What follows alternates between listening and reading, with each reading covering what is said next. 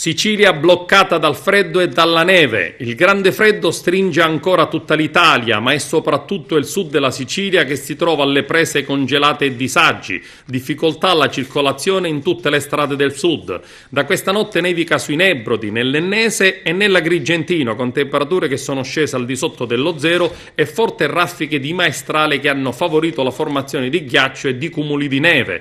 Per le isole Eolie, ad esempio, è il quarto giorno di isolamento a causa del maltempo, mentre nella zona del Palermitano le forze dell'ordine hanno portato in sicurezza un gruppo di 23 Boy Scout, rimasti bloccati per la neve in un rifugio della Forestale, in contrada Strasatto ad Altofonte. Disagi e difficoltà si registrano ancora lungo l'autostrada Palermo-Catania, fra Scillato e Tremonzelli, e sulla superstrada Palermo-Agrigento, dove si circola solo con le catene a bordo. Una situazione alla quale non siamo abituati, che mette a dura prova gli operatori e di tantissimi mezzi impiegati dal Dipartimento della Protezione Civile. Stessa cosa accade per traghetti aliscafi, bloccati in porto per il mare forza 6-7 a causa del vento e della pioggia, che impediscono ai mezzi di partire dalla Sicilia verso l'arcipelago. Situazione critica nelle isole, da Lampedusa a Linosa, Stromboli, Panarea, Licudi e Filicudi, dove i collegamenti sono interrotti praticamente dalla fine dell'anno. Le violente mareggiate di queste ultime ore hanno raggiunto alcune abitazioni, creando seri problemi agli abitanti.